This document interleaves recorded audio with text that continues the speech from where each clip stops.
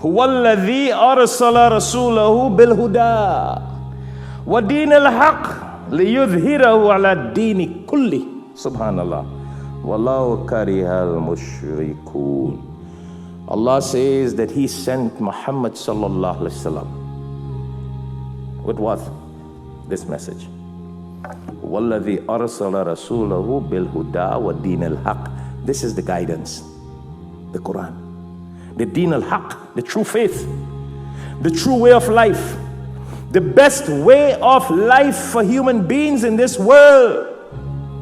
Allah is saying that in chapter 61 verse 9, the best way of life has been sent to us by the Prophet by Allah subhanahu wa ta'ala through the Prophet sallallahu alaihi wasallam with the means of the Quran, which is the best guide and the haq, the truthful way of life.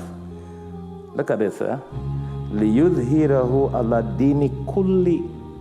And this Islamic way of life is the way of life that will supersede any other way of life. لِيُظْهِرَهُ عَلَى الدِّينِ كُلِّ. Some people interpret this, which is literally the right meaning, that Islam will supersede all other religion. Isn't it happening right now? Largest population of practical religious followers are Muslims. Verse. Do you think Islam is only going to supersede this world by numbers? By numbers? No. By the best way of life. That's why when we are told things on the media, whether it's Fox or CNN, we need to verify with the Quran and Sunnah. I don't care which doctor says it, which politician says it, which scientist says it, because the greatest doctor, the greatest politician, the greatest scientist was the Prophet sallallahu alaihi wasallam.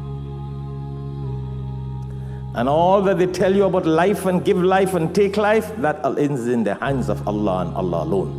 We can only strive to take care. We can only take precaution. Life is not in our hands. Life is not even in the hands of a mother who gives birth to a child. What did I say, Baydnallah? I'm reminding myself. Life is not even in the hands of a mother who gives birth to her own child. How it could be in the hands of other people? The woman who brings the child has no control over the life of that child and the death of that child. What are we talking? Then we are a bunch of idiots in the world who follow people blindly. You understand? That's why Dajjal, the point I wanted to mention of Dajjal. Do you see how people went on the news and told you, do that, and everybody was just monkey see, monkey do. Monkey see, monkey do. Well, that's what Dajjal is going to do.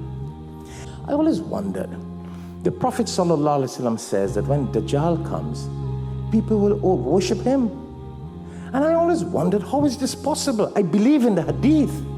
But I wondered, smart people, intelligent people will go and worship a one-eyed man? A Dajjal?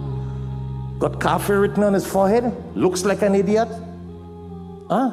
How would Muslims follow him? But the Prophet ﷺ said, people will follow him. The Prophet ﷺ used to pray, Allahumma inni a'udhu bika min al-fitnati Dajjal. Oh Allah, I seek refuge in you from the corruption and the fitna of Dajjal. So I always wondered. And when COVID-19 came and I saw people following blindly whatever they hear anybody say, then I'm like, wow. So this is what Dajjal is going to do. He's going to say, I will heal you from sickness. I'll heal you from cancer. I will heal you from whatever. And then when he does it, and he will say, worship me. He will say, no, we're not going to worship you, Dajjal. Then boom, you get cured. And then people will start worshiping him. And then he will tell people, worship me. I'm your God. He said, not at all. We don't worship man. We worship Allah. He said, I will bring back the dead to life. He will go to the graveyard. He'll bring back your grandmother to life. And when you see that, like, wow, life is only in the hands of Allah. And then everyone will worship him.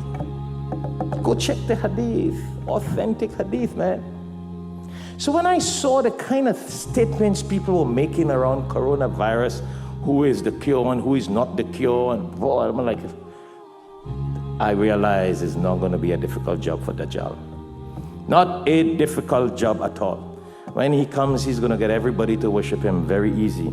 So we might as well die before he comes. Because when you follow him, you go to hell. And you follow him, you go to hell. When you follow him, you go to hell. That's why the Prophet ﷺ used to say, Allahumma inni a'udhu bika min al-fitnati Dajjal. Oh Allah, I seek refuge in you from the fitna of Dajjal.